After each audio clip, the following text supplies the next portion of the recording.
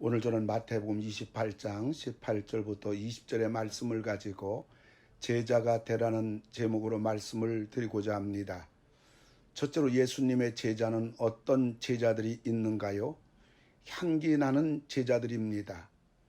우리들이 향기 나는 제자들이 되려고 하면 세상의 소금과 빛이 되는 것입니다. 그래서 우리들이 세상 사람들이 감히 따라올 수 없는 도덕적인 소금과 같은 삶을 살아야 합니다.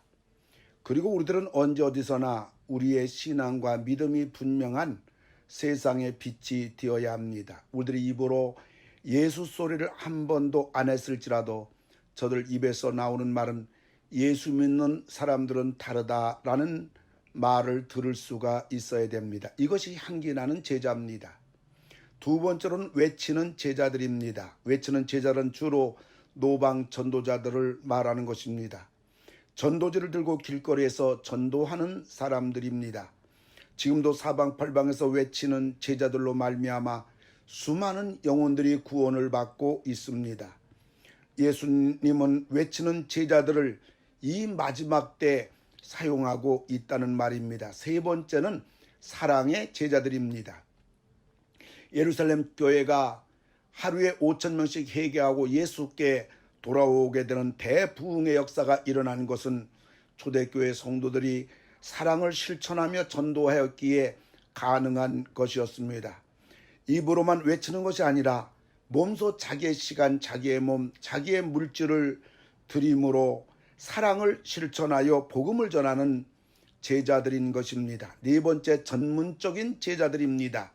이 제자들은 전문적으로 훈련을 받은 사람들입니다. 먼저 제자 훈련을 받아야 합니다.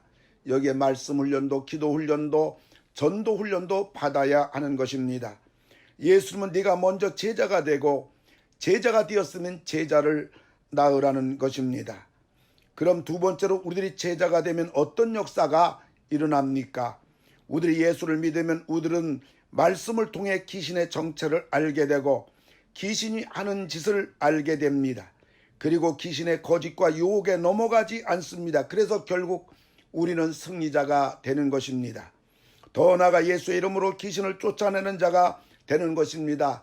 새 방언을 말하는 것입니다. 말이 달라지는 것입니다.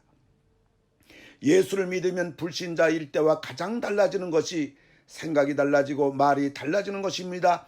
이것이 새 방언입니다. 더 나아가 성령의 은사인 방언까지 받게 되는 것입니다. 그리고 뱀을 집어 올리며 무슨 독을 마실지라도 해를 받지 아니하며라고 했습니다. 하나님의 자녀가 되면 하나님의 절대 보호와 하나님의 권능하에 있는 자가 되는 것입니다. 그리고 병든 사람에게 손을 얹은 즉 나으리라고 하였습니다. 이런 일은 지금도 은사자들에 의해서 수없이 일어나고 있습니다. 비록 병 고치는 은사를 받은 사람이 아니라고 할지라도 예수를 믿는 사람이라면 누구나 하나님 앞에 간절히 기도할 때 우리 질병의 50% 이상은 다 치유가 되는 것입니다. 그리고 죽을 병이라도 불치의 병이라도 사는 역사가 지금도 얼마든지 일어나고 있는 것입니다. 세 번째로 우리들이 제자가 되면 영광스러운 하늘의 열매가 열리는 것입니다. 마가복음 16장 17절 보면 믿고 세례를 받는 사람은 구원을 얻을 것이요 믿지 않은 사람은 정죄를 받으리라고 하였습니다. 제자들이 하는 일의 결국은 그들을 구원시키는 것입니다. 천국에 가게 하는 것입니다.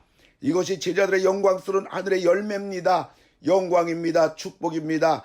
영원한 면류관이 되는 것입니다.